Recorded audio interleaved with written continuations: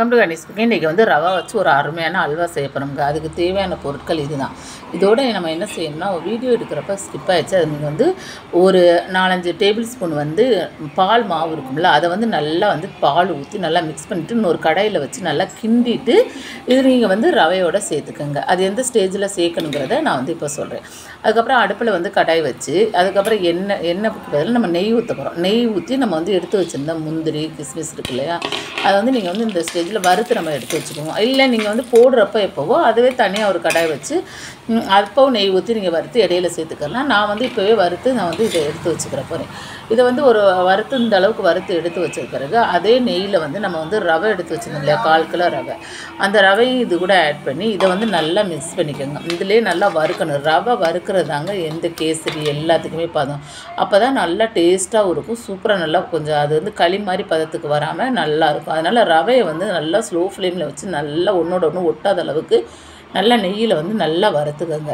இந்த அளவு வறுத்ததும் அடுத்து வந்து நம்ம வந்து எடுத்து வச்சுருந்தா பால் இருக்கு இல்லையா, 1/2 லிட்டர் பால் ஃபுல் க்ரீம் மில்காக எடுத்துக்கோங்க. அப்போ தான் நல்லாயிருக்கும்.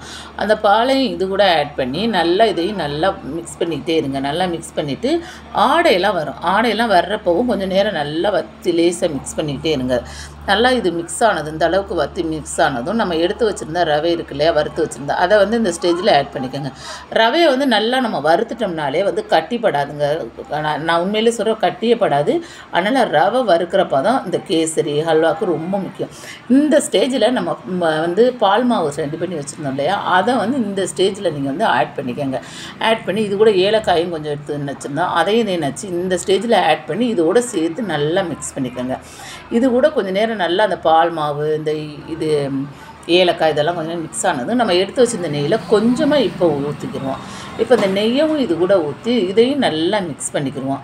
இது கொஞ்சம் நேரம் இந்த அளவுக்கு மிக்ஸ் ஆனது நம்ம எடுத்து வச்சுருக்க சுகர் எடுத்து வச்சுருக்கோம், அதையும் இது கூட ஆட் பண்ணி இதையும் நல்லா மிக்ஸ் பண்ணிக்கோங்க. இதையும் நல்லா மிக்ஸ் பண்ணிக்கோங்க. நல்லா சுகர் வந்து கரைஞ்சிடணும். நல்லா சுகர் கரைஞ்சி நம்ம ஹல்வா பதத்துக்கு வர்றப்ப நம்ம வந்து எடுத்து வச்சுருந்த கிஸ்மிஸ் வறுத்து வச்சுருந்த கிஸ்மிஸ் முந்திரியும் இந்த ஸ்டேஜில் ஆட் பண்ணி இதையும் நல்லா மிக்ஸ் பண்ணிக்கோங்க. பாருங்கள், நல்லா ஹல்வா பதத்துக்கு வந்துருச்சா. இந்த அளவுக்கு வந்தது நம்ம இதை வந்து ஒரு பவுலில் மாற்றி நம்ம எடுத்து வச்சுருந்த கிஸ்மிஸ் முந்திரியை இது கூட ஆட் பண்ணி சாப்பிட்டா அடடா டேஸ்ட்டு சொல்ல வார்த்தை இல்லைங்க, அந்த அளவு இருக்கும். கண்டிப்பாக நீங்கள் ட்ரை பண்ணுங்க. டேஸ்ட்டுக்கு நாங்கள் ரெண்டி கண்டிப்பாக ட்ரை பண்ணுங்கள். பிடிச்சிருந்துச்சுன்னா லைக் பண்ணி சப்போர்ட் பண்ணுங்கள். தேங்க்யூ.